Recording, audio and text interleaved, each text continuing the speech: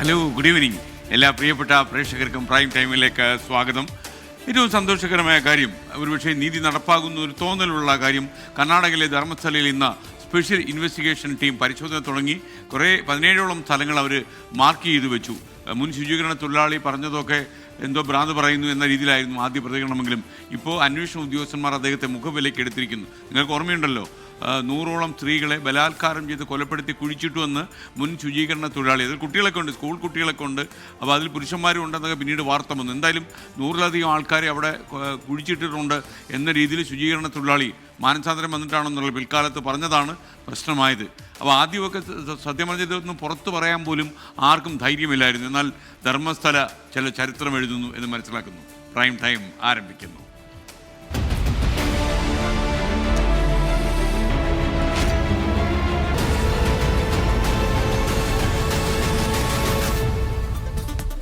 പ്രിയപ്പെട്ട പ്രേക്ഷകർക്ക് സ്വാഗതം.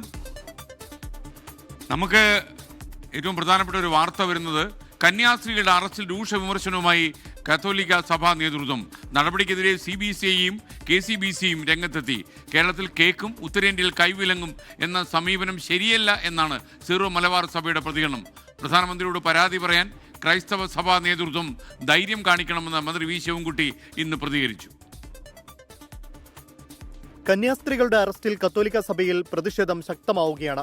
നടപടിയെ അപലപിച്ച് സഭാ നേതൃത്വം ഇന്ന് രംഗത്തെത്തി. മതസ്വാതന്ത്ര്യം നഷ്ടപ്പെടുന്ന രീതിയിൽ ഛത്തീസ്ഗഡിൽ ഈ പ്രവർത്തിച്ചത് അത് ഇന്ത്യൻ ഭരണഘടനയ്ക്ക് മതസ്വാതന്ത്ര്യത്തിന് തന്നെയുള്ള ഒരു ഗൗരവമായിട്ടുള്ള തെറ്റാണ്. നമ്മുടെ ദേശത്ത് അനുഭവിച്ചു വരുന്ന മതസ്വാതന്ത്ര്യത്തിന്റെയും ഭരണഘടന അനുവദിച്ചിരിക്കുന്ന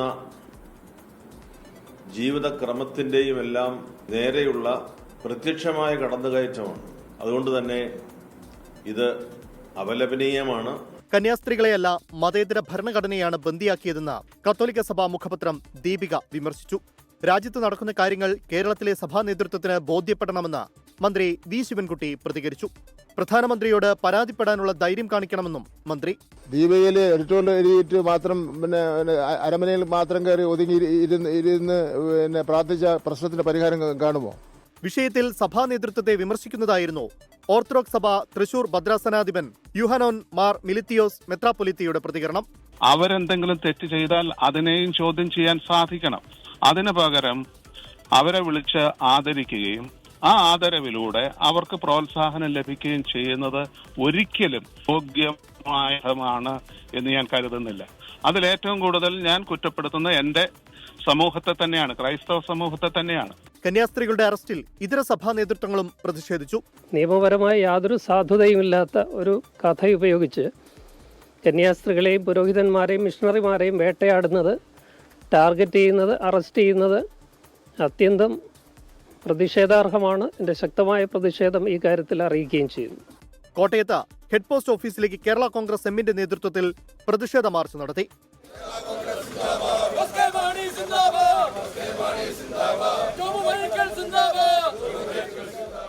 24 കോട്ടയം.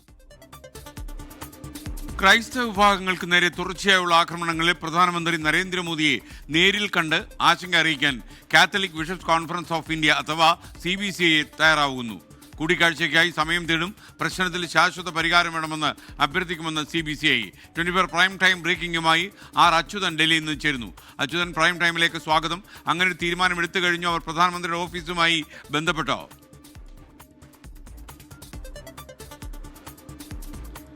SK, നിലവിലെ ഈ ക്രൈസ്തവ വിഭാഗങ്ങൾക്ക് നേരെ ഉണ്ടാകുന്ന ആക്രമണങ്ങൾ, അതായത് അവർ ചൂണ്ടിക്കാട്ടുന്നത് ഒരു മാസത്തിനിടയിൽ 3 ആക്രമണങ്ങളാണ് ഉണ്ടായിട്ടുള്ളത്. മാത്രമല്ല, രാജ്യത്തിന്റെ വിവിധ ഇടങ്ങളിൽ ക്രൈസ്തവ വിഭാഗം ആക്രമണങ്ങൾ നേരിടുന്നു, അവരെ വേട്ടയാടുന്നു എന്നതാണ് ഉയരുന്ന ഒരു ആശങ്ക.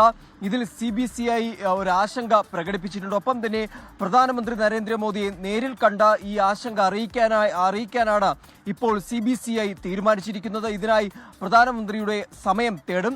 സമയം ലഭിക്കുന്ന മുറയ്ക്കായിരിക്കും കൂടിക്കാഴ്ച ഉണ്ടാവുക. കാരണം പ്രധാനമന്ത്രി നരേന്ദ്രമോദി കഴിഞ്ഞ ക്രിസ്മസ് ദിനത്തിൽ CBCI ആസ്ഥാനത്തെത്തുകയും അവിടെ ക്രിസ്മസ് ആഘോഷത്തിൽ പങ്കെടുക്കുകയും ചെയ്തു. ആ വേളയിൽ CBCI അംഗങ്ങൾ പ്രതികരിച്ചത് ക്രൈസ്തവ വിഭാഗങ്ങൾക്ക് വേണ്ടിയുള്ള എല്ലാത്തരം പിന്തുണയും കേന്ദ്ര സർക്കാർ ഉറപ്പ് നൽകിയിട്ടുണ്ട് എന്നതായിരുന്നു. പക്ഷേ അതിനുശേഷമാണ് രാജ്യത്തിന്റെ പലയിടങ്ങളിലും ഇത്തരം സംഭവങ്ങൾ ആവർത്തിക്കുന്നത്. അപ്പോൾ ഇതിനൊരു ശാശ്വത പരിഹാരം വേണം എന്നതാണ് പൊതുവെ ഉയരുന്ന ഒരു ആവശ്യം. പ്രധാനമന്ത്രിയുമായുള്ള കൂടിക്കാഴ്ചയിലും അത് തന്നെയായിരിക്കും CBCI ആവശ്യപ്പെടുക. കാരണം ഈ വിഷയം ഇങ്ങനെ തുടർന്നു പോയി കഴിഞ്ഞാൽ അത് ക്രൈസ്തവ വിഭാഗങ്ങൾക്ക് നേരെ ഉണ്ടായിരുന്ന ആക്രമണങ്ങൾ അത് ശരിയായ ഒന്നല്ല എന്നതാണ് വിലയിരുത്തുന്നത്. അതുകൊണ്ട് തന്നെ പ്രധാനമന്ത്രിയെ കണ്ട ഇതിലൊരു ശാശ്വത പരിഹാരം വേണമെന്ന് അഭ്യർത്ഥിക്കും. ഒപ്പം തന്നെ രാഷ്ട്രപതി ദ്രൗപദി മുർമുവിനെ കണ്ട് ആശങ്ക അറിയിക്കുന്നതും പരിഗണനയിലുണ്ട് എന്നാണ് CBCI ഇതുമായി ബന്ധപ്പെട്ട് അറിയിക്കുന്നത്. അങ്ങനെ ഈ വിഷയത്തെ കൃത്യമായ അതിന്റെ ഗൗരവ സ്വഭാവം കണക്കിലെടുത്തുകൊണ്ട് തന്നെ പ്രധാനമന്ത്രിയെ നേരിട്ട് കണ്ട് ഈ ആശങ്ക അറിയിക്കാനായാണ് CBCI ഒരുങ്ങുന്നത്. Okay, thank you are Achuthan. ഒരു യൂട്യൂബ് സന്ദേശം അർജുവ പറയുന്നത്, കുറച്ച് നാളായി മന്ത്രി ശിവൻകുട്ടിയാണ് എൻ്റെ ഹീറോ SKN. കൃത്യമായ നിലപാട്, കൃത്യമായ അഭിപ്രായങ്ങൾ. ഈ മന്ത്രിസഭയിലെ മികച്ചൊരു മന്ത്രിയാണ് അദ്ദേഹം മികച്ചൊരു മന്ത്രിയാണെന്ന കാര്യത്തിൽ ആർക്കാ അഭിപ്രായ വ്യത്യാസം? അറസ്റ്റിൽ ആശങ്കയിലാണ് കന്യാസ്ത്രീകളുടെ കുടുംബം. നീതി ലഭിക്കണമെന്ന് കുടുംബാംഗങ്ങൾ പറഞ്ഞു. കണ്ണൂർ ഉദയഗിരിയിലെയും എറണാകുളം അങ്കമാലിയിലെയും കന്യാസ്ത്രീകളുടെയും വീടുകളിൽ സഭാധ്യക്ഷന്മാരും മന്ത്രിമാരും അടക്കമുള്ള ജനപ്രതിനിധികളും സന്ദർശനം നടത്തി. കണ്ണൂർ ഉദയഗിരി സ്വദേശിയാണ് സിസ്റ്റർ വന്ദന ഫ്രാൻസിസ്. നിയമ സംവിധാനത്തിൽ വിശ്വാസമുണ്ടെന്നാണ് കുടുംബത്തിന്റെ പ്രതികരണം. സിസ്റ്ററിനെയും ഈ പിള്ളേരെയും കൂടെ കണ്ടു. ഇവർ പറഞ്ഞ ഇപ്പം അങ്ങ് തീരുമാനിച്ചു ഇവരെ മതപരിവർത്തനത്തിന് കൊണ്ടുപോവുക എന്നങ്ങ് തീരുമാനിച്ചു. പക്ഷേ അവരന്വേഷിച്ച് വന്നപ്പോഴല്ലേ ഇവർ മാറ്റേണ്ട കാര്യമില്ല, CSIക്കാർ കത്തോലിക്കർ ഇത് തന്നെ പെട്ടതാണെന്ന് മനസ്സിലാകുന്നു. ഇനിയിപ്പോൾ ഇതിൻ്റെ ഓരോ വിവരം കൂടെ അറിഞ്ഞിട്ട് എല്ലാവരും ആലോചിച്ച് വേണ്ടുന്നത് ചെയ്യും. സിസ്റ്റർ വന്ദന ഫ്രാൻസിസിന്റെ കുടുംബാംഗങ്ങളെ തലശ്ശേരി അതിരൂപത archbishop Mar Joseph Pamplany സന്ദർശിച്ചു. ഇപ്രകാരമുള്ള ന്യൂനപക്ഷ മതങ്ങളെയും ആ മതത്തിൻ്റെ വിശ്വാസികളെയും തെരഞ്ഞുപിടിച്ച് ആക്രമിക്കുന്ന ചില സംഘടനകളും പ്രസ്ഥാനങ്ങളും ഉത്തരേന്ത്യയിൽ ശക്തി പ്രാപിക്കുന്നുണ്ട്. പക്ഷേ അവരെ നിലയ്ക്ക് നിർത്താൻ ഭരണകൂടങ്ങൾക്ക് കഴിയുന്നില്ല എന്നുള്ളത് നമ്മൾ ഈ അനുഭവങ്ങളിൽ നിന്ന് മനസ്സിലാക്കേണ്ടതുണ്ട്. 30 വർഷമായി മിഷനറി പ്രവർത്തന രംഗത്തുണ്ട് എറണാകുളം അങ്കമാലി സ്വദേശിയായ സിസ്റ്റർ പ്രീതി മേരി.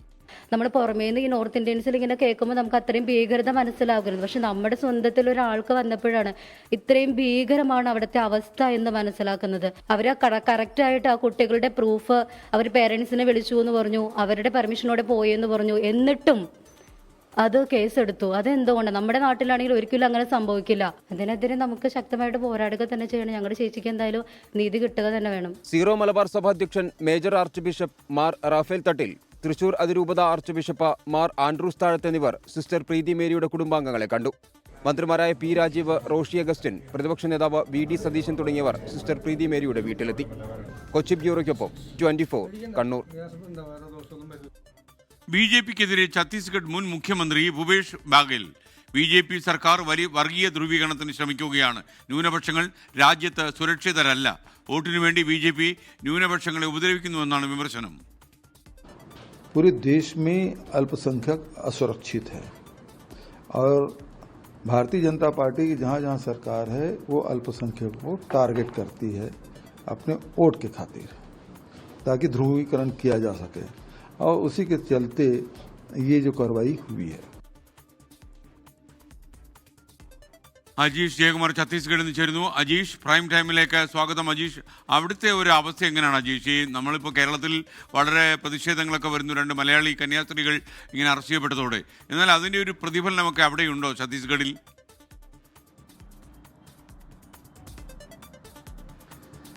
എന്തായാലും ഈ ഛത്തീസ്ഗഡിൽ അത്തരത്തിൽ പ്രതിഷേധങ്ങളൊന്നും വലിയ രീതിയിൽ നമ്മളൊന്നും കണ്ടില്ല. കാരണം ഈ കന്യാസ്ത്രീകളെ അറസ്റ്റ് ചെയ്ത സംഭവം വലിയ ചർച്ചയായിട്ടുണ്ട്. പക്ഷേ ഈ കന്യാസ്ത്രീ മഠം അല്ലെങ്കിൽ ഈ സഭകൾ അവർക്കുള്ളിലൊക്കെ വലിയ ഭയമുണ്ട്. കാരണം എല്ലാ ഞായറാഴ്ചകളിലും ഈ പാസ്റ്റർമാരടക്കമുള്ള വിവിധ സഭകൾ അവരുടെ പ്രാർത്ഥന നടത്തുമ്പോൾ അവർ വലിയ രീതിയിൽ ഭയം ഉള്ളിൽ നിറച്ചുകൊണ്ടാണ് അവർ പ്രാർത്ഥനാ ചടങ്ങുകളിലേക്ക് കടക്കുന്നത്. കാരണം ഈ അടുത്ത കാലത്തായി ഈ ക്രിസ്ത്യൻ മിഷണറിമാരുടെ ഈ സ്ഥാപനങ്ങളിലേക്ക് ഈ സംഘപരിവാർ സംഘപരിവാർ സംഘടനകളുടെ ആക്രമണം ഉണ്ടാവുന്നത്, ഈ സ്ഥാപനങ്ങളിലേക്ക് അകത്ത് കയറി ചെന്ന് ഇത് ചോദ്യം ചെയ്യുന്നത് അടക്കം ഇത് കൂടിയിരിക്കുന്നു എന്നാണ് നമ്മൾ അവരോട് സംസാരിക്കുമ്പോൾ നമുക്ക് മനസ്സിലാക്കാൻ സാധിക്കുന്നത്. പക്ഷേ വലിയ രീതിയിലുള്ള പ്രതിഷേധങ്ങളൊന്നും ഇവിടെ കാണുന്നില്ല. കാരണം ഇവിടെ ഈ ബജ്രംഗ് ദൾ പോലുള്ള, ദുർഗാവാഹിനി പോലുള്ള, VHP പോലുള്ള സംഘടനകളൊക്കെ വലിയ ശക്തരാണ്. അതുകൊണ്ട് തന്നെ അവർക്കെതിരെ വലിയ രീതിയിലുള്ള പ്രതിഷേധമൊന്നും ഉണ്ടായിട്ടില്ല. ഇപ്പോൾ ഇതിൽ കുറച്ചുകൂടി രാഷ്ട്രീയമായിട്ടൊരു ചർച്ച ഉണ്ടാവുന്നത് ഇപ്പോൾ ഈ കന്യാസ്ത്രീകളുടെ വിഷയം, അറസ്റ്റ് വിഷയം പാർലമെന്റിലടക്കം വലിയ ചർച്ചയായതോടെയാണ്. ഇപ്പോൾ ഈ മുൻ മുഖ്യമന്ത്രി ഭൂപേഷ് ബാഗലിന്റെ ഒരു പ്രതികരണം ഇന്ന് അവസാനമായി പുതുതായിട്ട് വന്നിട്ടുണ്ട്. അത് BJP ഇത് രാഷ്ട്രീയ ന്യൂനപക്ഷങ്ങളെ വേട്ടയാടുന്നത് വോട്ട് കിട്ടാൻ വേണ്ടിയിട്ടാണ് എന്നാണ് അദ്ദേഹത്തിന്റെ ഒരു പ്രതികരണം വന്നത്. തൊട്ട് മുൻപായിട്ട് മുഖ്യമന്ത്രിയുടെ ഒരു പ്രതികരണം, വിഷ്ണുദേവ് സായിയുടെ ഒരു പ്രതികരണവും വന്നിരുന്നു. അദ്ദേഹം പറയുന്നത് ഇങ്ങനെയായിരുന്നു, അതായത് സ്ത്രീകളുടെയും പെൺകുട്ടികളുടെയും സുരക്ഷ സംബന്ധിച്ച കാര്യങ്ങൾ രാഷ്ട്രീയവൽക്കരിക്കുന്നത് അത് ദൗർഭാഗ്യകരമാണ്. ഈ നാരായൺപൂർ എന്ന ഗ്രാമത്തിൽ നിന്ന് ഈ പെൺകുട്ടികളെ ഇങ്ങോട്ട് എത്തിച്ചത് അത് മതപരിവർത്തനത്തിനായിട്ടാണ് എന്നാണ് മുഖ്യമന്ത്രി ന്യായീകരിക്കുന്നത്. അതിനു വേണ്ടിയിട്ടുള്ള തെളിവുകളുണ്ട്. നിലവിൽ അത് കോടതിയുടെ പരിഗണനയിലുള്ളത്. പക്ഷേ നിയമത്തിന്റെ വഴിക്ക് തന്നെ പോകുമെന്നും അദ്ദേഹം ന്യായീകരിക്കുന്നുണ്ട്. എന്നാൽ ഈ മുഖ്യമന്ത്രിയുടെ വാദം തള്ളിക്കൊണ്ട് ഇപ്പോൾ KC വേണുഗോപാൽ MP രംഗത്തെത്തിയിട്ടുണ്ട്. അദ്ദേഹം പറയുന്നത് മുഖ്യമന്ത്രി ഇത് ബജ്രംഗ് ദളിന്റെ വാദം അതേപടി ആവർത്തിക്കുകയാണ് ഛത്തീസ്ഗഡ് മുഖ്യമന്ത്രി ചെയ്യുന്നത്. അതിന് പിന്നിൽ ഒരു ഗൂഢാലോചനയുണ്ട്. ഇരുവരും തമ്മിലുള്ള ഗൂഢാലോചനയുടെ ഫലമാണ് ഈ അറസ്റ്റ് എന്നാണ് KC വേണുഗോപാൽ MP പറയുന്നത്. എന്തായാലും രാഷ്ട്രീയമായി വിഷയം കൂടുതൽ ചർച്ചയാവുകയാണ്, കൂടുതൽ ചൂട് പിടിക്കുകയാണ്. വരും ദിവസങ്ങളിൽ നാളെ BJPയുടെ ഒരു പ്രത്യേക സംഘം, അതായത് കേരളത്തിൽ നിന്നുള്ള അനൂപ് ആന്റണിയുടെ നേതൃത്വത്തിലുള്ള ഒരു സംഘം ഇവിടുത്തെ ഉപമുഖ്യമന്ത്രിയെ കാണാൻ എത്തുന്നുണ്ട്. ഏതായാലും കേരളത്തിലടക്കം BJPക്ക് വലിയൊരു തിരിച്ചടി നേരിട്ടുകൊണ്ടിരിക്കുന്ന ഒരു സാഹചര്യത്തിൽ അവർ ഇത് ഒന്ന് തണുപ്പിക്കാനായിട്ടാണ് ഒരു പ്രത്യേക സംഘത്തെ ഇങ്ങോട്ടേക്ക് അയക്കുന്നത്. എന്തായാലും നാളെ ആ കൂടിക്കാഴ്ച നടത്തും. എന്തായാലും ഈ കന്യാസ്ത്രീമാർ നിലവിൽ ഇപ്പോൾ കുർഗിലെ സെൻട്രൽ ജയിലിൽ തുടരുകയാണ്. അവരുടെ ജാമ്യാപേക്ഷ ജാമ്യാപേക്ഷയ്ക്കുള്ള അപേക്ഷ നാളെ കോടതിയിൽ നൽകിയേക്കുമെന്നാണ് നമുക്ക് ലഭിക്കുന്ന വിവരം. ഈ ക്രിസ്തീയ സഭകളും അവരുടെ പ്രൊവിൻഷ്യലും പ്രതിനിധികളുമൊക്കെ അടക്കം ഈ ദുർഗിൽ ഇപ്പോഴും തുടരുകയാണ്. അവർ പറയുന്നതനുസരിച്ചിട്ട് ഈ പെൺകുട്ടികളുടെ മാതാപിതാക്കളുടെ മൊഴി വിവരം അത് മനസ്സിലാക്കേണ്ടതുണ്ട്. അതിന്റെ വിശദാംശങ്ങൾ കൂടി ശേഖരിച്ച ശേഷമായിരിക്കും അപേക്ഷ നൽകുക എന്നതാണ്. Okay, thank you. അജീഷ് ജയകുമാറാണ് നമ്മുടെ വാർത്താ സംഘം ഛത്തീസ്ഗഡിൽ തുടരുകയാണ്. അവിടെ നിന്നുള്ള കാര്യങ്ങളൊക്കെ നേരിട്ട് പ്രിയപ്പെട്ട പ്രേക്ഷകരുമായി പങ്കുവയ്ക്കാൻ. ഇനി കർണാടകത്തിലേക്ക്, ധർമ്മസ്ഥലയിലെ നിഗൂഢതയിലേക്ക് 24 അന്വേഷണ പരമ്പര തുടരുന്നു. സ്പന്ദിക്കുന്ന അസ്ഥിമാടങ്ങൾ.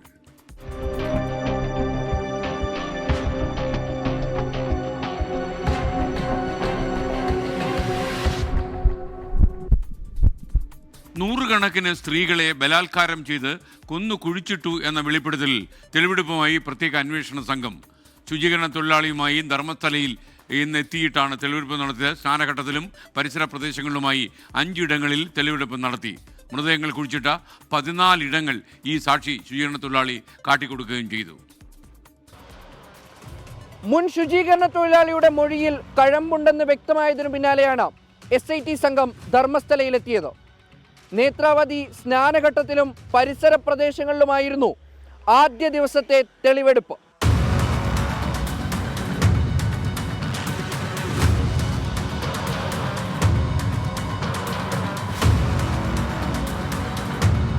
ഫോറൻസിക്, റവന്യൂ, വനം വകുപ്പ് ഉദ്യോഗസ്ഥർ ഉൾപ്പെട്ട സംഘമാണ് തെളിവെടുപ്പിനായി എത്തിയത്.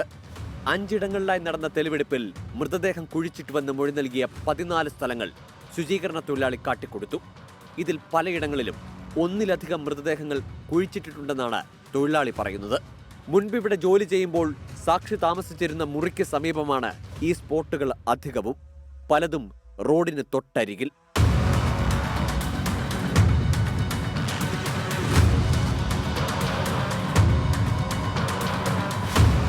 ഒരു സ്പോട്ട് സ്വകാര്യ വ്യക്തിയുടെ സ്ഥലത്താണ്. ശുചീകരണ തൊഴിലാളിയുടെ മൊഴി വിശ്വാസത്തിലെടുത്താണ് SITയുടെ നീക്കങ്ങൾ. ഇന്നലെ രാത്രിയും ഇന്നും ചേർന്ന യോഗങ്ങളിൽ ശുചീകരണ തൊഴിലാളിയുടെ മൊഴിയിൽ കഴമ്പുണ്ടെന്ന് അന്വേഷണ സംഘം വിലയിരുത്തുന്നു. നാളെയും തെളിവെടുപ്പ് തുടരുമെന്നാണ് സൂചന. തെളിവെടുപ്പ് കഴിഞ്ഞ ഇടങ്ങളിലൊക്കെയും പോലീസ് സുരക്ഷ ഏർപ്പെടുത്തിയിട്ടുണ്ട്. ഇതിനുശേഷം ഒരു റിപ്പോർട്ട് തയ്യാറാക്കിയതിന് പിന്നാലെയാകും മണ്ണ് മാറ്റിയുള്ള പരിശോധന ആരംഭിക്കുക. ധർമ്മസ്ഥലയിൽ നിന്നും ക്യാമറമാൻ രജീഷ് കരിവള്ളൂരിനൊപ്പം മുഹമ്മദ് റഹീസ്, 24.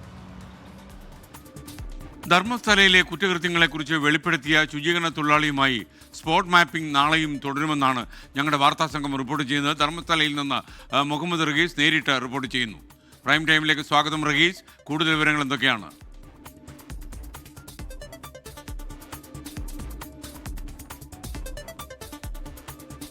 SK ഈ സ്പോട്ട് മാപ്പിംഗ്, ഇന്ന് നടന്ന സ്പോട്ട് മാപ്പിംഗ് ഏറെക്കുറെ അപ്രതീക്ഷിതമായിരുന്നു. കാരണം തലയോട്ടിയുടെ ഒരു പരിശോധന മാത്രമാകും ഇന്ന് ഉണ്ടാവുക. അത് കണ്ടെടുത്ത സ്ഥലത്തൊരു പരിശോധന എന്ന് കരുതിയിരുന്നെങ്കിൽ ഇന്ന് രാവിലെ SITയുടെ യോഗം ചേർന്നതിനു ശേഷം ശുചീകരണ തൊഴിലാളിയുടെ മൊഴി പൂർണ്ണമായും അത് സ്വീകരിച്ച് മുഖവിലേക്ക് എടുത്തുകൊണ്ടുള്ള ഒരു അന്വേഷണമാണ് ഇന്ന് കണ്ടത്. 12:50 തുടങ്ങിയ തെളിവെടുപ്പ് 5 സ്ഥലങ്ങളിലായി വൈകിട്ട് 6 മണി വരെ നീണ്ടു നിന്നു. അങ്ങനെ 5 സ്ഥലങ്ങളിൽ നടത്തിയ ആ ഒരു തെളിവെടുപ്പിൽ അല്ലെങ്കിൽ ആ ഒരു സ്പോട്ട് മാപ്പിംഗിൽ 14 ഇടങ്ങളാണ് ശുചീകരണ തൊഴിലാളി കാട്ടിക്കൊടുത്തത്. 14 ഇടങ്ങൾ, അതായത് മൃതദേഹം കുഴിച്ചിട്ടു എന്ന് അദ്ദേഹം പറയുന്ന 14 ഇടങ്ങൾ കൃത്യമായി കാട്ടിക്കൊടുത്തു. പോലീസ് അത് മാർക്ക് ചെയ്തിട്ടുമുണ്ട്. ആ മാർക്ക് ചെയ്ത ഓരോ ഇടത്തും ഇപ്പോൾ കനത്ത സുരക്ഷ ഏർപ്പെടുത്തിയിട്ടുമുണ്ട്. അങ്ങനെ ആ സുരക്ഷ ഏർപ്പെടുത്തി മുന്നോട്ട് പോകുന്നു. ഇനി നാളെയും 2-3 സ്ഥലങ്ങൾ ഇതുപോലെ ഉണ്ട് എന്നാണ് ഇയാൾ പറയുന്നത്. ഈ സ്പോട്ട് മാപ്പിംഗ് നടത്തിയ 5 ഇടങ്ങളോ ഈ സ്നാനഘട്ടത്തിന്, നേത്രാവതി സ്നാനഘട്ടത്തിന് അടുത്തായിട്ടാണ് ഈ 5 ഇടങ്ങളുള്ളത്. ഈ നേത്രാവതി സ്നാനഘട്ടത്തിന് അടുത്തുള്ള ആ ഒരു ഓഫീസ് മുറിയിലായിരുന്നു ഇയാൾ ജോലി ചെയ്തിരുന്ന 14 വർഷക്കാലം ഇയാൾ താമസിച്ചിരുന്നത്. അപ്പോൾ അതിന് സമീപത്തായിട്ടാണ് മൃതദേഹങ്ങൾ കുഴിച്ചിട്ടതെന്ന് നേരത്തെ വ്യക്തമാക്കിയിരുന്നു. അതനുസരിച്ച് തന്നെയാണ് അയാൾ ഇപ്പോൾ സ്ഥലങ്ങൾ കാട്ടിക്കൊടുത്തിട്ടുമുള്ളത്. ഇനി നടക്കാൻ പോകുന്നത് നാളെ ഈ 3 സ്ഥലങ്ങൾ കൂടി പരിശോധന നടത്തും. അവിടെയും സ്പോട്ട് മാപ്പിംഗ് ഉണ്ടാകും. ഇതുപോലെ കൃത്യമായിട്ടുള്ള ഡേറ്റ പോലീസ് ശേഖരിക്കും. അതിന് കാവലായിട്ട് ആളുകളെ നിർത്തും. അതിന് പിന്നാലെ ഒരു റിപ്പോർട്ട് തയ്യാറാക്കി എക്സ്കവേഷനാണ് ഇപ്പോൾ ശ്രമിച്ചുകൊണ്ടിരിക്കുന്നത്. ഇതിനിടയിൽ ഒരുപക്ഷേ ഈ റിപ്പോർട്ട് ഇന്ന് തന്നെ ആദ്യഘട്ടത്തിൽ തെളിവെടുപ്പ് നടത്തിയിടങ്ങളിലെ റിപ്പോർട്ട് തയ്യാറാക്കുകയും അത് DGPയോട് ബ്രീഫ് ചെയ്യുകയും അതിനുശേഷം അവിടെ കുഴിച്ചു പരിശോധിക്കാൻ തീരുമാനമെടുത്താൽ നാളെ തന്നെ ഒരുപക്ഷെ കുഴിച്ചു പരിശോധന ഉണ്ടാകും എന്നുള്ളത് കൂടി വ്യക്തമാകുന്നുണ്ട്. ഞെട്ടിക്കുന്ന വസ്തുത, റോഡിൽ നിന്നും മീറ്ററുകൾ മാത്രം വ്യത്യാസത്തിലാണ് അദ്ദേഹം ഈ കാട്ടിക്കൊടുക്കുന്ന ഓരോ സ്ഥലവും ഉള്ളത്. നേരെ റോഡിലൂടെ നടന്നു പോകുമ്പോൾ നമുക്ക് കാണാൻ കഴിയുന്ന ഒരു കയ്യകലത്തിൽ മാത്രമുള്ള തരത്തിലാണ് ഓരോ സ്ഥലത്തും ഈ ഒരു സ്ഥലങ്ങൾ അദ്ദേഹം മാർക്ക് ചെയ്ത് കൊടുത്തിരിക്കുന്നത്. അവിടെ ഒന്നിലധികം മൃതദേഹങ്ങൾ കുഴിച്ചിട്ടിരിക്കുന്ന സ്പോട്ടുകൾ കൂടി ഉണ്ട് ഇതിൽ. അപ്പോൾ 14 മൃതദേഹങ്ങൾ എന്നതിനപ്പുറം 14 സ്പോട്ടുകൾ എന്നുള്ളതാണ് വ്യക്തമാകുന്നത്. ആ 14 സ്പോട്ടുകളിൽ ഒരുപാട് മൃതദേഹങ്ങൾ ഉണ്ട് എന്ന് അദ്ദേഹം പറയുന്നുണ്ട്. ഇനി ഒരു 13-കാരിയെ നേരത്തെ അദ്ദേഹം കുഴിച്ചിട്ടിരുന്നു എന്ന് പറയുന്നു. ആ സ്ഥലത്തേക്കാണ് നാളെ പ്രധാനമായിട്ടും പോകുന്നതെന്നാണ് നമ്മൾ മനസ്സിലാക്കുന്നത്. എന്തായാലും ഈ ശുചീകരണ തൊഴിലാളിയുടെ മൊഴി അത് വലിയ തോതിൽ പോലീസ് ഇപ്പോൾ കണക്കിലെടുക്കുന്നുണ്ട്. അതിൽ വസ്തുതകൾ ഉണ്ട് എന്ന് പോലീസ് മനസ്സിലാക്കുന്നുണ്ട്. ഒരുപാട് മൃതദേഹങ്ങൾ മണ്ണിലടിയിലുണ്ട്, അസ്ഥികൂടങ്ങൾ മണ്ണിനടിയിലുണ്ട്, തലയോട്ടികൾ മണ്ണിനടിയിലുണ്ട് എന്നുള്ളത് പോലീസിന് കൂടി SIT സംഘത്തിന് കൂടി വ്യക്തമായിരിക്കുന്നു. അങ്ങനെ ഓരോ സ്ഥലത്തും മാത്രമല്ല ഇന്നൊരു ഡ്രോൺ പരിശോധന നടത്തിയിട്ടുണ്ട്. ഒപ്പം തന്നെ ഡിജിറ്റൽ എല്ലാം ഈ നടത്തിയ പരിശോധനകളെല്ലാം ഡിജിറ്റൽ എവിഡൻസുകളാക്കി അപ്പോൾ തന്നെ സ്റ്റോർ ചെയ്ത് വെക്കുന്ന ഒരു രീതി കൂടി അവലംബിച്ചാണ് മുന്നോട്ട് പോയത്. അതിൻ്റെ അർത്ഥത്തിൽ ഫോറൻസിക് സംഘം ഒപ്പമുണ്ടായിരുന്നു, ഫോറസ്റ്റ് വകുപ്പിന്റെ ഉദ്യോഗസ്ഥരൊപ്പം ഉണ്ടായിരുന്നു, റവന്യൂ വകുപ്പിന്റെ ഉദ്യോഗസ്ഥരൊപ്പം ഉണ്ടായിരുന്നു. അങ്ങനെ ഒരു വലിയ സംഘമായിട്ടാണ് SIT സംഘം എത്തിയിട്ടുള്ളത്. നാളെ കുറച്ചുകൂടി സുരക്ഷ കൂട്ടാൻ സാധ്യതയുണ്ട്. കാരണം ഇയാൾ എത്തുന്ന സ്ഥലങ്ങളിലൊക്കെ ആളുകൾ വലുതായിട്ട് എത്തുന്നുണ്ട്, ഒരുപാട് ആളുകൾ എത്തുന്നുണ്ട്. അപ്പോൾ അതിന്റെ അടിസ്ഥാനത്തിൽ നാളെ സുരക്ഷ കുറച്ചുകൂടി കൂട്ടാനായിട്ടും തീരുമാനമായിട്ടുണ്ട്. എന്തായാലും ഒരാൾ ഒരു കനവിൽ വന്ന് പറഞ്ഞ കാര്യമല്ല, വെറുതെ ഒരു ഉറക്കം എഴുന്നേറ്റ് വന്നപ്പോൾ പറഞ്ഞ കാര്യമല്ല, മറിച്ച് എന്തൊക്കെയോ വസ്തുതകൾ ഉണ്ട് എന്ന് SITക്ക് കൂടി മനസ്സിലായിരിക്കുകയാണ്. SKN. Okay, thank you Muhammad Rahees. ധർമ്മസ്ഥലയിൽ തുടരുകയാണ്. നമ്മുടെ പരമ്പര സ്പന്ദിക്കുന്ന അസ്ഥിമാടങ്ങൾ തുടരും. കൊല്ലം തേവലക്കര ഹൈസ്കൂൾ വിദ്യാർത്ഥിയുടെ മരണത്തിൽ പിഴവ് സംബന്ധിച്ച റിപ്പോർട്ട് വന്നിരിക്കുന്നു. തദ്ദേശ ഭരണവകുപ്പ് ചീഫ് എഞ്ചിനീയറുടെ റിപ്പോർട്ടിലാണ് ഈ പിഴവ് സമ്മതിക്കുന്നത്. മൈനാഗപ്പള്ളി പഞ്ചായത്ത് അസിസ്റ്റന്റ് എഞ്ചിനീയർക്ക് ജാഗ്രതാ കുറവുണ്ടായി. സുരക്ഷാ ഭീഷണിയുള്ള രീതിയിൽ വൈദ്യുതി ലൈൻ കടന്നു പോകുന്നത് റിപ്പോർട്ട് ചെയ്യാത്തതാണ് പിഴവെന്നും റിപ്പോർട്ടിൽ പറയുന്നു. റിപ്പോർട്ടിൻ്റെ പകർപ്പ് 24 ലഭിച്ചു. 24 പ്രൈം ടൈം ബ്രേക്കിംഗുമായി തിരുവനന്തപുരത്ത് നിന്ന് ശ്രീജിത്ത് പ്രൈം ടൈമിലേക്ക് തത്സമയം ചേരുകയാണ്. ശ്രീജിത്ത്, പ്രൈം ടൈമിലേക്ക് വരുന്നതിന് മുമ്പ് ഞാൻ ആമുഖമായിട്ടൊരു കാര്യം ചോദിക്കട്ടെ. യഥാർത്ഥത്തിൽ ഈ റിപ്പോർട്ട് ഇപ്പോഴാണോ വെളിച്ചം കാണുന്നത്? SKN ഈ റിപ്പോർട്ട് ഇപ്പോഴാണ് വെളിച്ചം കാണുന്നത്. തദ്ദേശ ഭരണ വകുപ്പിന് 19-ാം തീയതി സമർപ്പിച്ച റിപ്പോർട്ടാണിത്. 19-ന് ആദ്യം ഒരു റിപ്പോർട്ട് സമർപ്പിച്ചു. അപ്പോൾ ആ റിപ്പോർട്ടിൽ ഒഴുക്കൻ മട്ടിലുള്ള ആരെയും കുറ്റപ്പെടുത്താത്ത അല്ലെങ്കിൽ കാര്യകാരണ സഹിത ഒരു കാര്യവും പറയാത്തൊരു ഒഴുക്കൻ റിപ്പോർട്ടായിരുന്നു. അത് പറ്റില്ല എന്ന് തദ്ദേശ ഭരണ മന്ത്രി MB രാജേഷ് നിർദ്ദേശിച്ചു. പിന്നീട് അന്ന് രാത്രി 10 മണിക്ക് ശേഷം നൽകിയ റിപ്പോർട്ടാണ് ഇപ്പോൾ പുറത്തു വരുന്നത്. ഈ റിപ്പോർട്ടുകൾ ഇതിനിടയ്ക്ക് VS അച്യുതാനന്ദൻ്റെ മരണവുമായി ബന്ധപ്പെട്ട പ്രശ്നങ്ങൾ കാരണം ഈ റിപ്പോർട്ട് ഇതുമായി ബന്ധപ്പെട്ട കാര്യങ്ങളൊന്നും പുറത്തു വന്നിരുന്നില്ല. ശ്രീജിത്ത്, ശ്രീനാരായണ ഗുരു ഓപ്പൺ സർവകലാശാലയിൽ പഠിച്ച വിദ്യാർത്ഥികൾക്ക് കേരള സർവകലാശാലയിൽ തുടർ പഠനത്തിന് അർഹതയില്ല. വിദ്യാർത്ഥികളുടെ തുടർ പഠന അപേക്ഷകൾ കേരള സർവകലാശാല മടക്കി. നിരവധി വിദ്യാർത്ഥികളുടെ ഭാവി പ്രതിസന്ധിയിലായി. Sreenarayana Guru open university vice chancellor Kerala university vice ചാൻസലർക്ക് കത്തയച്ചു. 24 എക്സ്ക്ലൂസീവ്. ഇത് കൊല്ലം സ്വദേശിനി ദർശന. ശ്രീനാരായണ ഓപ്പൺ സർവകലാശാലയിൽ നിന്ന് മലയാളത്തിൽ MA കഴിഞ്ഞു. മലയാളം BEd പ്രവേശനത്തിന് കേരള സർവകലാശാലയിൽ അപേക്ഷ നൽകി. പക്ഷേ ശ്രീനാരായണ ഗുരു ഓപ്പൺ സർവകലാശാലയിൽ പഠിച്ചു എന്ന ഒറ്റ കാരണത്താൽ തുടർ പഠനത്തിനുള്ള അവസരം നിഷേധിക്കുകയാണ്. ദയകാത്ത് ദിവസങ്ങളായി സർവകലാശാലയിൽ കയറി ഇറങ്ങുകയാണ് ദർശന. എനിക്ക് BEd ഞാൻ SN ഓപ്പൺ യൂണിവേഴ്സിറ്റി പഠിച്ചതുകൊണ്ട് എനിക്ക് ഇവിടെ കേരള യൂണിവേഴ്സിറ്റിയിൽ എലിജിബിലിറ്റി കിട്ടുന്നില്ല.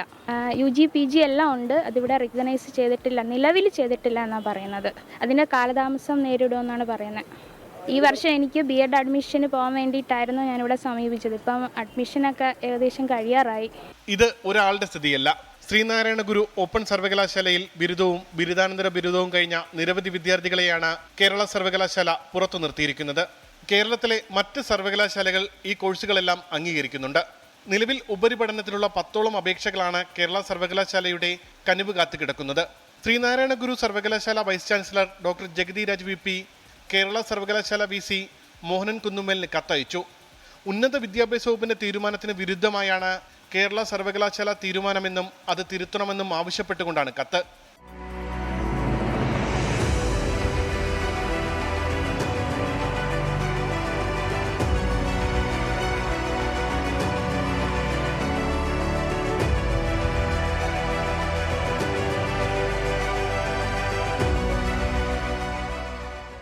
കേരളത്തിലെ ഏക ഓപ്പൺ സർവകലാശാല കൂടിയായ ശ്രീനാരായണ ഗുരു സർവകലാശാലയുടെ വിശ്വാസ്യത കൂടിയാണ് ഇതോടെ ചോദ്യം ചെയ്യപ്പെടുന്നത്.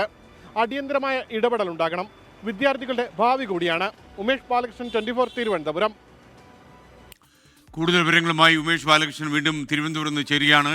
ഉമേഷ്, ശരിക്കും ഇതൊരു വല്ലാത്ത തർക്കമാണ്. UGC അംഗീകരിച്ചതാണ് ഈ ശ്രീനാരായണ ഗുരു ഓപ്പൺ യൂണിവേഴ്സിറ്റി എന്നാണ് ഞാൻ മനസ്സിലാക്കുന്നത്. അങ്ങനെയാണെങ്കിൽ കേരള യൂണിവേഴ്സിറ്റി വൈസ് ചാൻസലർക്ക് ഇത് എങ്ങനെയാണ് ഒബ്ജക്റ്റ് ചെയ്യാൻ കഴിയുന്നത് എന്നെനിക്ക് മനസ്സിലാകുന്നില്ല. സത്യത്തിൽ ഇതിൽ ഒരു വൈസ് ചാൻസലറുടെ ഇടപെടൽ ഉണ്ടായിട്ടില്ല. SKN സാധാരണഗതിയിൽ ഉദ്യോഗസ്ഥരാണ് ഇത്തരത്തിൽ ഈ ഒരു ചില ന്യായങ്ങളും ചില മുടന്ത ന്യായങ്ങളെല്ലാം പറഞ്ഞ് വിദ്യാർത്ഥികളെ പ്രതിസന്ധിയിലാക്കുന്നത്. ഞാൻ മനസ്സിലാക്കുന്നത് പ്രകാരമാണെങ്കിൽ ഈ 2018 തന്നെ സർക്കാർ ഒരു ഉത്തരവ് ഇറക്കിയിരിക്കുന്നു. സാധാരണ മറ്റ് യൂണിവേഴ്സിറ്റികളിൽ പഠിക്കുന്ന വിദ്യാർത്ഥികൾ, അത് കേരളത്തിലെ യൂണിവേഴ്സിറ്റികളാണെങ്കിൽ അതിന് ഈ എക്വലൻസിക്ക് വേണ്ടി അക്കാദമിക് കൗൺസിലിൻ്റെ മുന്നിലേക്ക് പോകാതെ തന്നെ എക്വലൻസി അനുവദിച്ച് ഹയർ എഡ്യൂക്കേഷനുള്ള അവസരം നൽകാമെന്നുള്ളതായിരുന്നു ആ 2018 ഉത്തരവ്. ആ ഉത്തരവ് പ്രകാരമാണ് ഇത്തരത്തിൽ ശ്രീനാരായണ ഗുരു ഓപ്പൺ യൂണിവേഴ്സിറ്റിയിൽ പഠിച്ച വിദ്യാർത്ഥികൾ തങ്ങളുടെ BEd കോഴ്സിനും മറ്റ് ഉന്നത പഠനത്തിനും വേണ്ടി കേരള യൂണിവേഴ്സിറ്റിയിലെ കോഴ്സുകൾക്ക് വേണ്ടി അപേക്ഷ സമർപ്പിച്ചത്. ആ അപേക്ഷയാണ് ഇപ്പോൾ തടഞ്ഞു വെച്ചിരിക്കുന്നത്, അവഗണിച്ചിരിക്കുന്നത്. അതിലവർ പറയുന്ന കാരണം ഈ 2018 ഇറക്കിയ ഉത്തരവിൽ ഓൾ യൂണിവേഴ്സിറ്റീസ് എന്ന് മാത്രമേ ഉള്ളൂ, അതിന് പകരം ഓപ്പൺ യൂണിവേഴ്സിറ്റി എന്ന് ചേർത്തിട്ടില്ല. അതായത് ഓൾ യൂണിവേഴ്സിറ്റി എന്ന ഗണത്തിൽ ഈ ഓപ്പൺ യൂണിവേഴ്സിറ്റി വരില്ല എന്നാണ് ഉദ്യോഗസ്ഥർ പറയുന്നത്. എന്തായാലും അതേ തുടർന്ന് ഇപ്പോൾ നിലവിൽ 7 വിദ്യാർത്ഥികളുടെ അപേക്ഷകൾ തള്ളി. കൂടുതൽ വിദ്യാർത്ഥികൾ അപേക്ഷ നൽകിയിട്ടുണ്ട്. അത് യൂണിവേഴ്സിറ്റിയുടെ മുന്നിലേക്ക് എത്തിയിട്ടുമില്ല. എന്തായാലും ഈ അപേക്ഷ തള്ളിയ സാഹചര്യത്തിലാണ് ഇപ്പോൾ Sreenarayana Guru open university vice chancellor നേരിട്ട് മോഹനൻ കുന്നുമ്മലിന്, Kerala university vice chancellor Mohanan കുന്നുമ്മലിന് കത്തയച്ചിരിക്കുന്നത്. നേരത്തെ തന്നെ ഉന്നത വിദ്യാഭ്യാസ കൗൺസിലും ഉന്നത വിദ്യാഭ്യാസ വകുപ്പും അംഗീകരിച്ചതാണ് കേരള ഓപ്പൺ യൂണിവേഴ്സിറ്റിയുടെ കോഴ്സുകളും അവയുടെ UGC അടക്കം അംഗീകരിച്ചതാണ്. ആ കോഴ്സുകൾക്ക് ഇത്തരത്തിൽ ഇക്വലൻസിക്ക് വേണ്ടി പ്രത്യേകം സിലബസ് സമർപ്പിച്ച് അത് അക്കാദമിക് കൗൺസിലിന് മുന്നിൽ പോയി അംഗീകരിക്കുക എന്നുള്ള നടപടിക്രമങ്ങൾ പാലിച്ചു കഴിഞ്ഞാൽ വിദ്യാർത്ഥികളുടെ ഒരു വർഷത്തെ അവസരം നഷ്ടമാകും. അതുകൊണ്ട് തന്നെ അടിയന്തരമായ വിഷയത്തിൽ തീരുമാനമെടുക്കണമെന്നുള്ളതാണ് ഈ ഉത്തരവിൽ പറയുന്നത്. Okay, thank U Umesh Balakrishnan. Kevin Abraham പറയുന്നു, നിലപാടുകളുടെ രാജകുമാരനാണ് VD സതീശൻ. 100 സീറ്റ് കിട്ടിയില്ലെങ്കിൽ രാഷ്ട്രീയം ഉപേക്ഷിച്ച് വനവാസിന് പോകുമെന്ന് പറഞ്ഞ VD സതീശനാണ് എൻ്റെ ഹീറോ എന്ന് പറയുന്നു. 100 സീറ്റ് എങ്ങാനും കിട്ടിയില്ലെങ്കിൽ ഇടവേള. ന്യൂസ് ഹെഡ്ലൈൻ, പ്രധാനപ്പെട്ട വാർത്തകൾ. You are watching 24 News Headline. 24 prime time breaking. Malayali കന്യാസ്ത്രീകളെ ഛത്തീസ്ഗഡിൽ അറസ്റ്റ് ചെയ്ത സംഭവത്തിൽ പ്രധാനമന്ത്രി ആശങ്ക അറിയിക്കാൻ CBCI. കൂടിക്കാഴ്ചയ്ക്കായി സമയം തേടും, ശാശ്വത പരിഹാരം വേണമെന്ന് അഭ്യർത്ഥിക്കുമെന്ന് CBCI. പാർലമെന്റിനകത്തും പുറത്തും പ്രതിഷേധവുമായി കേരളത്തിലെ പ്രതിപക്ഷ MPമാർ. കന്യാസ്ത്രീകൾക്കെതിരെ ചുമത്തിയത് ഗുരുതര വകുപ്പുകൾ. അറസ്റ്റിനെ ന്യായീകരിച്ച് ഛത്തീസ്ഗഡ് മുഖ്യമന്ത്രി. മനുഷ്യക്കടത്തിനും മതപരിവർത്തനത്തിനും ശ്രമം നടന്നെന്നും വാദം. മൊഴിയടക്കമുള്ള കാര്യങ്ങൾ വിശദമായി പരിശോധിച്ച ശേഷം ജാമ്യാപേക്ഷ നൽകാൽ മതിയെന്ന് സഭ തീരുമാനിച്ചിരിക്കുന്നത്. നിലവിലെന്തായാലും അവരുടെ പ്രതിനിധികൾ അടക്കമുള്ളവർ ദുർഗിൽ തുടരുകയാണ്. എനിക്ക് പിന്നിൽ കാണുന്ന ഈ സെൻട്രൽ ജയിലിലാണ് 2 കന്യാസ്ത്രീമാർ, പ്രീതി മേരി, വന്ദന ഫ്രാൻസിസ്, 2 പേരെയും പാർപ്പിച്ചിട്ടുള്ളത്. വെള്ളിയാഴ്ചയാണ് ഈ ഒരു സംഭവം നടക്കുന്നത്. തത്സമയ വിവരങ്ങളുമായി 24 വാർത്താ സംഘം ഛത്തീസ്ഗഡിൽ.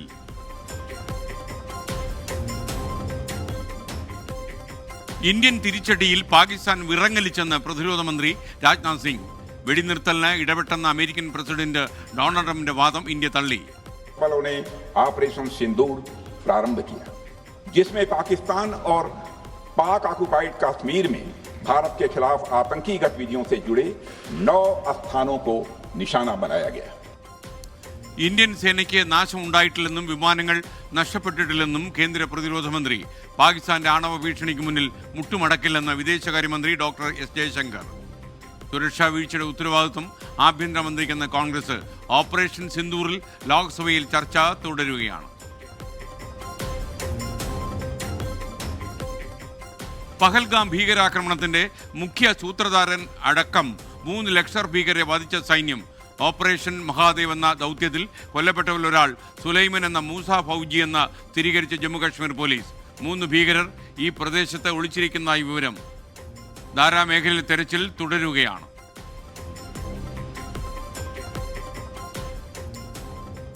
ADGP MR അജിത് കുമാറിനെ പോലീസിൽ നിന്ന് മാറ്റി എക്സൈസ് കമ്മീഷണറായി പുതിയ നിയമനം. നടപടി ശബരിമലയിലെ ട്രാക്ടർ യാത്രാ വിവാദത്തിന് പിന്നാലെ.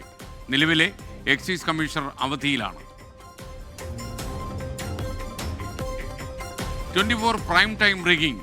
കൊല്ലം തേവലക്കര സ്കൂളിൽ വിദ്യാർത്ഥി ഷോക്കേറ്റ് മരിച്ചതിൽ പിഴവ് സമ്മതിച്ച തദ്ദേശ ഭരണവകുപ്പ് ചീഫ് എഞ്ചിനീയറുടെ റിപ്പോർട്ട്. സുരക്ഷാ ഭീഷണിയുള്ള രീതിയിൽ വൈദ്യുതി ലൈൻ കടന്നുപോകുന്നത് അറിയിച്ചില്ല. മൈനാഗപ്പള്ളി പഞ്ചായത്ത് അസിസ്റ്റന്റ് എഞ്ചിനീയർക്ക് ജാഗ്രതാക്കുറവുണ്ടായെന്ന് കുറ്റസമ്മതം. സ്കൂളിലെ സൈക്കിൾ ഷെഡ് പൊളിച്ചു നീക്കണമായിരുന്നുവെന്നും പരാമർശം. റിപ്പോർട്ടിന്റെ പകർപ്പ് 24-ന്. 100 കണക്കിന് സ്ത്രീകളെ ബലാത്സംഗം ചെയ്ത് കൊന്നു കുഴിച്ചിട്ടെന്ന വെളിപ്പെടുത്തലിൽ തെളിവെടുപ്പുമായി പ്രത്യേക അന്വേഷണ സംഘം. മൃതദേഹങ്ങൾ കുഴിച്ചിട്ടതായി പറയുന്ന 15 ഇടങ്ങളിൽ പരിശോധന. നിഗൂഢത നിറഞ്ഞ ധർമ്മസ്ഥലയിൽ നിന്ന് തത്സമയ വിവരങ്ങളുമായി 24 വാർത്താ സംഘം തുടരുന്നു. ചില അവ്യക്തതകളൊക്കെയും ഉണ്ടായിരുന്നു. വിശ്വസിക്കാൻ കഴിയില്ല എന്നുള്ള തരത്തിലേക്കുള്ള ചില അവ്യക്തതകളൊക്കെയും പുറത്തു വന്നിരുന്നു. പക്ഷേ അതിനുശേഷം നടത്തുന്ന ഓരോ നീക്കവും ഇദ്ദേഹത്തിന്റെ മൊഴി വിശ്വാസത്തിൽ എടുത്തുകൊണ്ടാണ്. സ്പോട്ട് മാർക്കിംഗ് വേഗത്തിലാക്കിയത് മൊഴിയിൽ കഴമ്പുണ്ടെന്ന് കണ്ടെത്തിയതുകൊണ്ട് പരിശോധനയ്ക്ക് ഫോറൻസിക് സംഘവും.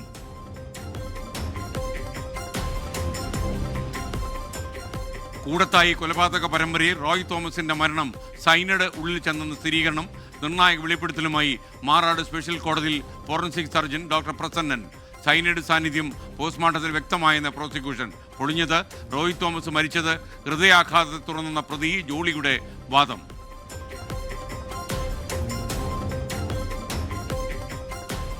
കണ്ണൂർ ജയിലിലെ സുരക്ഷാ വീഴ്ച വ്യക്തമാക്കി ഗോവിന്ദച്ചാമിയുടെ ജയിൽ ചാട്ടത്തിന്റെ കൂടുതൽ ദൃശ്യങ്ങൾ 24 ലഭിച്ചു. ജയിൽ ചാടിയ ശേഷം ഗോവിന്ദച്ചാമി 2 തവണ ജയിലിന് മുന്നിലൂടെ നടന്നുപോയി. ദിശ തെറ്റി ആദ്യം പോയത് തളിപ്പറമ്പ് ഭാഗത്തേക്ക്. ജയിലിന് മുന്നിലൂടെ നടന്നത് രാവിലെ 6 മണിയോടെ. സുരക്ഷാ വീഴ്ചയിൽ വീണ്ടും നടപടി. കണ്ണൂർ സെൻട്രൽ ജയിൽ അസിസ്റ്റന്റ് സൂപ്രണ്ടിന് suspension.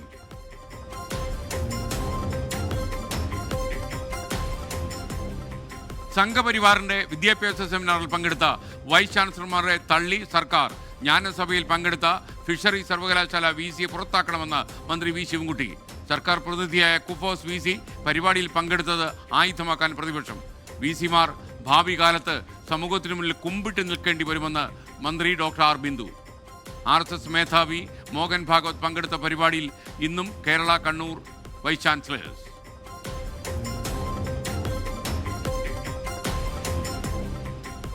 SNDP Yogam general secretary Vellappally നടേശന്റെ വെല്ലുവിളി ഏറ്റെടുത്ത പ്രതിപക്ഷ നേതാവ്. UDF-നെ മികച്ച ഭൂരിപക്ഷത്തിൽ തിരികെ കൊണ്ടുവരാൻ കഴിഞ്ഞില്ലെങ്കിൽ രാഷ്ട്രീയ വനവാസത്തിന് പോകുമെന്ന് VD സതീശൻ. നല്ല ഭൂരിപക്ഷത്തോടു കൂടി അധികാരത്തിലേക്ക് തിരിച്ചു കൊണ്ടുവരാൻ കഴിഞ്ഞില്ലെങ്കിൽ ഞാൻ രാഷ്ട്രീയ വനവാസത്തിന് പോകുമെന്ന് ചോദിച്ച് ഉറപ്പായി പോകും. പിന്നെ എന്നെ കാണില്ല. അത് ഞാൻ സമ്മതിക്കുന്നു. 100-ലധികം സീറ്റ് കിട്ടിയാൽ അദ്ദേഹം രാജിവെക്കാന്ന് പറയുന്നത് ഞാൻ രാജിവെക്കരുത്. അദ്ദേഹം ആജീവനാന്ത അവിടെ ഇരുന്നോട്ടെ. UDF-ന് 98 സീറ്റ് കിട്ടിയാൽ രാജിവെക്കുമെന്ന് വെള്ളാപ്പള്ളി പറഞ്ഞത് 97 സീറ്റ് കിട്ടുമെന്ന് അറിയുന്നത് കൊണ്ടെന്നും VD സതീശന്റെ പരിഹാസം.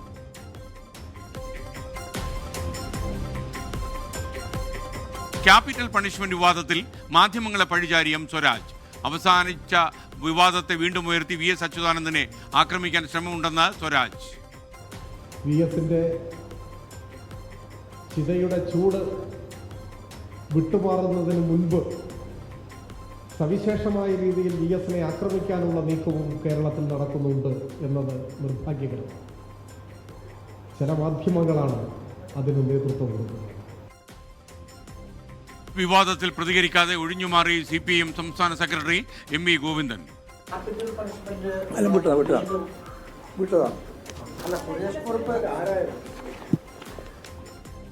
ആലപ്പുഴ സമ്മേളനത്തിൽ VS-നെ അപമാനിച്ചെന്ന പരാമർശം സുരേഷ് കുറുപ്പ് തിരുത്തണമെന്ന് മന്ത്രി സജി ചെറിയാൻ.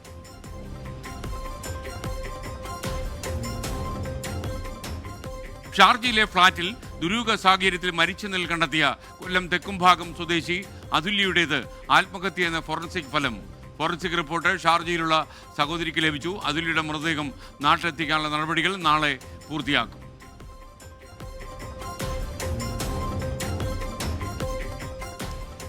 മുണ്ടക്കൈ ചൂരൽമല ഉരുൾപൊട്ടൽ ദുരന്തത്തിൽ മരിച്ചവരെ സംസ്കരിച്ച പുത്തുമലയിലെ പൊതുശ്മശാനം ഇനി ജൂലൈ 30 ഹൃദയഭൂമി എന്നറിയപ്പെടും. തീരുമാനം മേപ്പാടി പഞ്ചായത്തിൽ ചേർന്ന സർവകക്ഷി യോഗത്തിൽ. ദുരന്ത വാർഷികത്തിൽ 24 വാർത്താ പരമ്പര തുടരുകയാണ് മണ്ണ് മൂടാത്ത ഓർമ്മ. ഓട്ടോ സ്ഥല പെർമിറ്റ് ലഭിക്കാതെ വിഷമിച്ച ചൂരൽമലയിലെ അണ്ണയ്യന് പെർമിറ്റ് അനുവദിച്ച കൽപ്പറ്റ നഗരസഭ. ഇടപെടൽ 24 വാർത്തയ്ക്ക് പിന്നാലെ.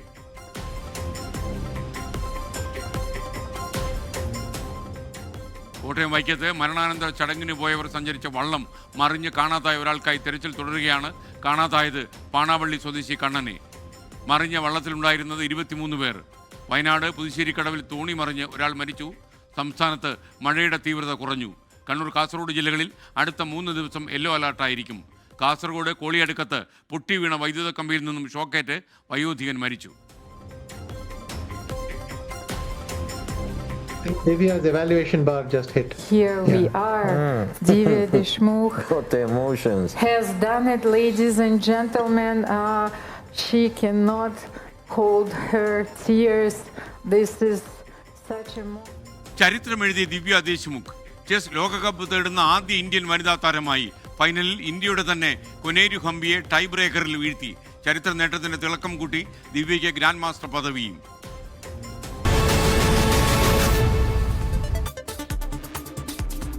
മറ്റു വാർത്തകൾ വിശദമായി. ഇന്ത്യ പാക് സംഘർഷത്തിൽ അമേരിക്കൻ പ്രസിഡന്റ് ഡൊണാൾഡ് ട്രംപിന്റെ മധ്യസ്ഥവാദം തള്ളി കേന്ദ്ര സർക്കാർ ഇന്ന് പാർലമെന്റിൽ. ഓപ്പറേഷൻ സിന്ദൂറുമായി ബന്ധപ്പെട്ട് ലോക്സഭയിലെ ചർച്ചയിലാണ് വിദേശകാര്യമന്ത്രി ഡോക്ടർ S. ജയശങ്കർ ഇക്കാര്യം വ്യക്തമാക്കിയത്. Now, I want to make two things very clear, sir. One, at no stage in any conversation with the United States was there any linkage with trade and what was going on. Secondly, there was no call between the Prime Minister and President Trump from the 22nd of April when President Trump called up to convey his sympathy, and the 17th of June when he called up Prime Minister in Canada to explain why he could not meet. വിദേശകാര്യമന്ത്രി സംസാരിക്കുന്നതിനിടെ ചോദ്യങ്ങളുമായി എത്തിയ പ്രതിപക്ഷത്തോട് ആഭ്യന്തരമന്ത്രി അമിത്ഷാ ക്ഷുഭിതനായി. രാജ്യത്തിന്റെ വിദേശകാര്യമന്ത്രി സംസാരിക്കുമ്പോൾ അത് കേൾക്കണമെന്ന് മന്ത്രി പ്രതിപക്ഷത്തോട് പറഞ്ഞു.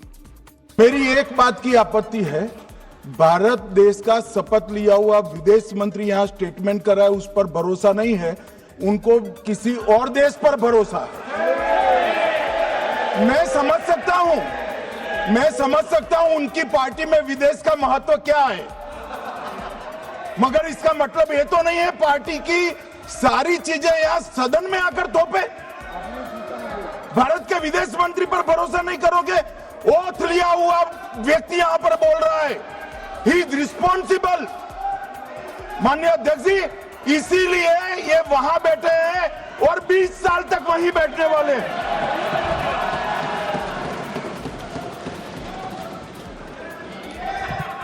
Honorable താൻ ഇടപെട്ടാണ് വെടിനിർത്തൽ നടപ്പാക്കിയതെന്ന് ഡൊണാൾഡ് ട്രംപ് 26 തവണ പറഞ്ഞെന്ന് ചർച്ചയിൽ കോൺഗ്രസ് ചൂണ്ടിക്കാണിച്ചു. പഹൽഗാം ആക്രമണത്തിൽ സുരക്ഷാ വീഴ്ചയുടെ ഉത്തരവാദിത്വം ആഭ്യന്തരമന്ത്രി അമിത്ഷായ്ക്കെന്ന് ഗൗരവ് ഗൊഗോയ് കുറ്റപ്പെടുത്തി.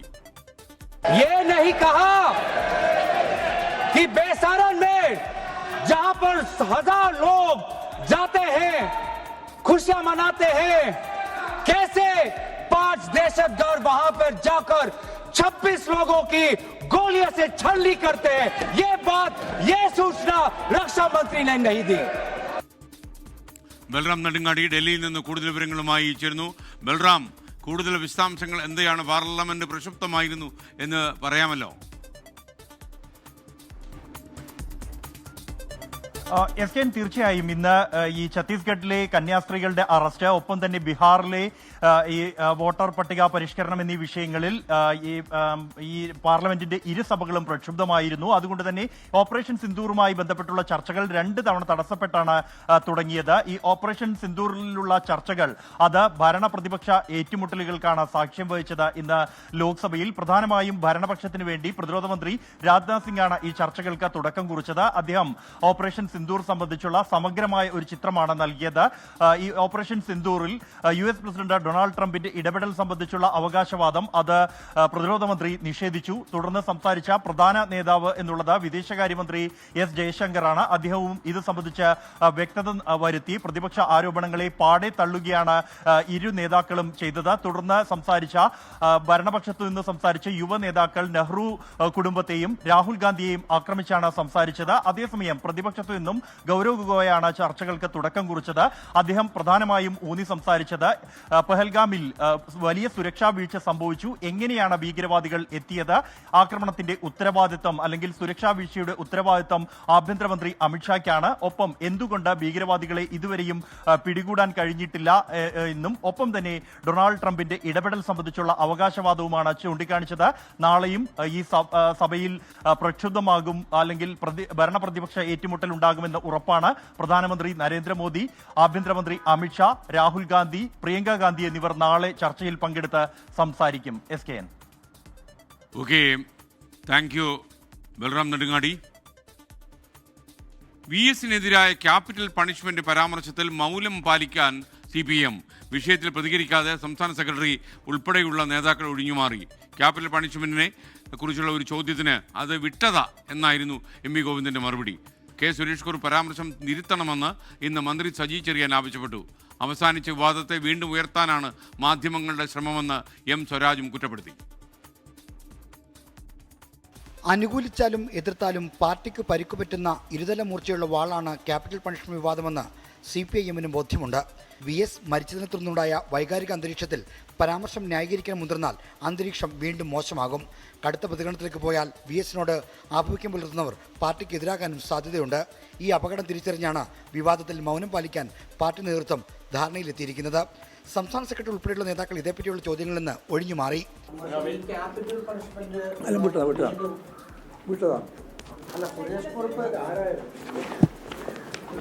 പാർട്ടി നേതാക്കളിൽ മന്ത്രി സജി ചെറിയാനും സംസ്ഥാന സെക്രട്ടറി അംഗം M. സ്വരാജും സംസ്ഥാന സമിതി അംഗം NN കൃഷ്ണദാസുമാണ് ഇന്ന് പ്രതികരിച്ചത്. പരാമർശം നടത്തിയെന്ന് പെരുപ്പൻകുടി മുരളി ആരോപിച്ച M. സ്വരാജ് മാധ്യമങ്ങളെയാണ് കുറ്റപ്പെടുത്തുന്നത്.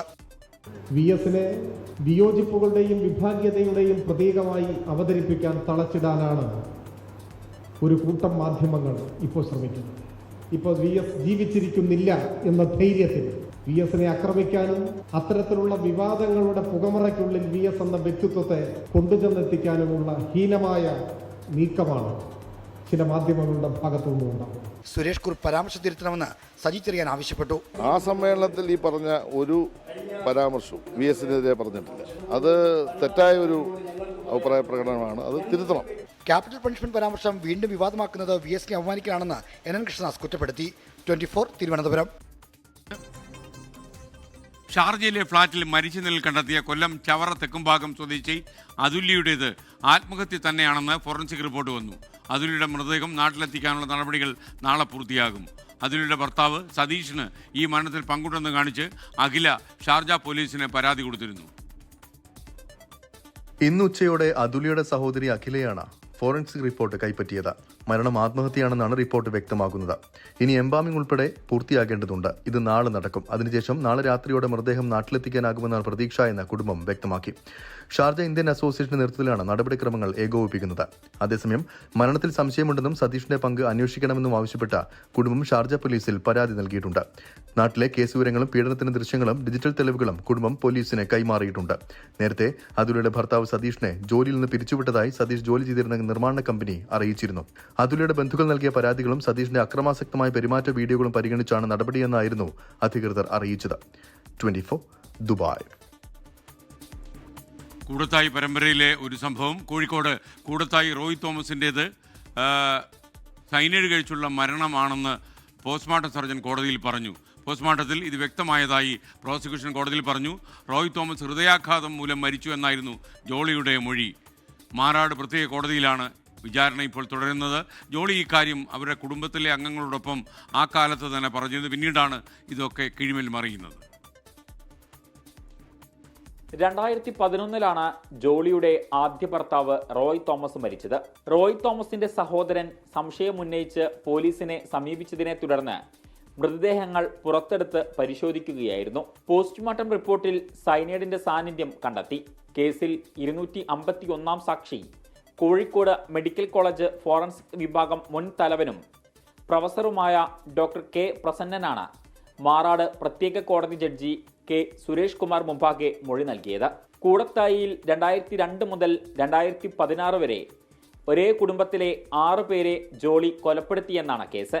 കൂടത്തായി പൊന്നാമറ്റം ടോം തോമസ്, ഭാര്യ അന്നമ്മ തോമസ്, ജോളിയുടെ ആദ്യ ഭർത്താവ് റോയ് തോമസ്, അന്നമ്മയുടെ സഹോദരൻ MM മാത്യു മഞ്ചാടിയിൽ, ടോം തോമസിന്റെ സഹോദരപുത്രൻ ഷാജു സ്കറിയയുടെ ഭാര്യ സിലി, മകൾ ആൽഫൈൻ എന്നിവരാണ് കൊല്ലപ്പെട്ടത്. കുടുംബ സ്വത്ത് സ്വന്തമാക്കാൻ കുടുംബാംഗങ്ങളെ സൈനൈഡ് നൽകി കൊലപ്പെടുത്തിയെന്നാണ് കേസ്. പ്രോസിക്യൂഷന് വേണ്ടി special prosecutor NK Unnikrishnan, additional special prosecutor E Subhash, advocate Saheer Ahammed എന്നിവർ ഹാജരായി. കേസ് പരിഗണിക്കുന്നത് ഓഗസ്റ്റ് 6 മാറ്റി. 24 കോഴിക്കോട്. പകൽ സമയം എന്ന വാർത്തകളിലേക്ക്. വാർത്താ പകൽ.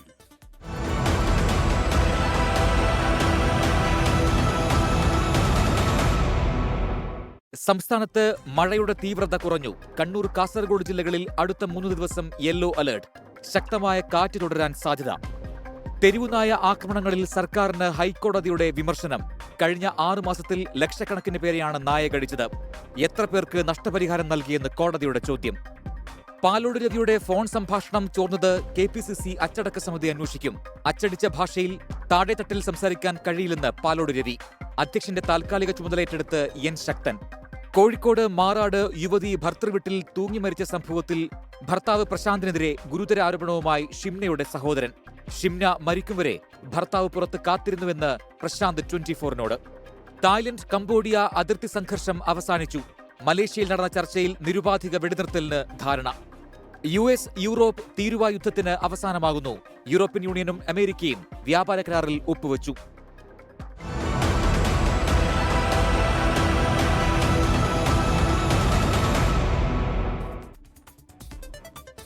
വനിതാ ചെസ് ലോകകപ്പ് കിരീടം ഇന്ത്യയുടെ 19-കാരി ദിവ്യ ദേശ്മുഖിന്. ഫൈനലിൽ കൊനേരു ഹംപിയെ ടൈ ബ്രേക്കറിൽ വീഴ്ത്തിയാണ് ദിവ്യ ലോകകപ്പ് നേടുന്ന ആദ്യ ഇന്ത്യൻ വനിതയായത്. രാജ്യത്തിന്റെ അഭിമാനമായി മാറിയ ദിവ്യ ആരെന്നറിയാം.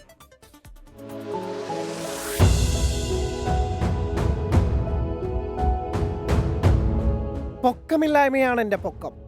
കുഞ്ഞുണ്ണി മാഷ്ടെ വിഖ്യാതമായ വരികൾ. ആ പൊക്കമില്ലായ്മ ഇന്ത്യക്ക് സമ്മാനിച്ചത് ഒരു ലോകകപ്പാണെന്ന് പറഞ്ഞാൽ അത്ഭുതപ്പെടേണ്ട. ആ കഥ ഇങ്ങനെയാണ്.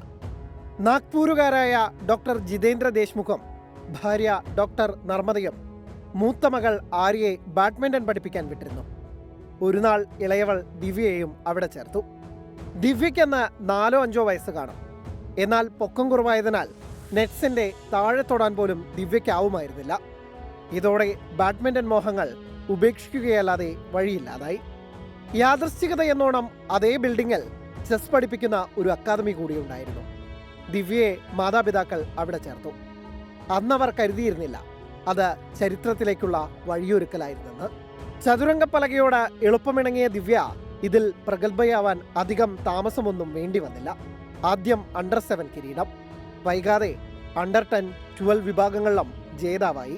2024 ലോക ജൂനിയർ കിരീടം കൂടി നേടിയതോടെ ദിവ്യ ദേശ്മുഖ് എന്ന പേര് രാജ്യം ശ്രദ്ധിച്ചു തുടങ്ങി.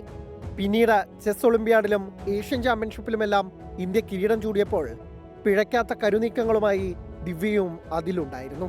ഒടുവിൽ 15ാം സീഡായെത്തി വമ്പൻ അട്ടിമറികളിലൂടെ ചെസ് ലോകകപ്പിലും അദ്ഭുതമായി ദിവ്യ. ഒരിക്കലും തിരുത്താനാവാത്ത ഇന്ത്യയുടെ ആദ്യ വനിതാ ചെസ് ലോകകപ്പ് ജേതാവെന്ന നേട്ടവും ഇനി ദിവ്യയ്ക്ക് സ്വന്തം. Sports desk 24. കൺഗ്രാറ്റ്സ് ടു ദിവ്യ ദേശ്മുഖ്. ഇതോടെ ഇന്നത്തെ പ്രൈം ടൈം അവസാനിക്കുന്നു.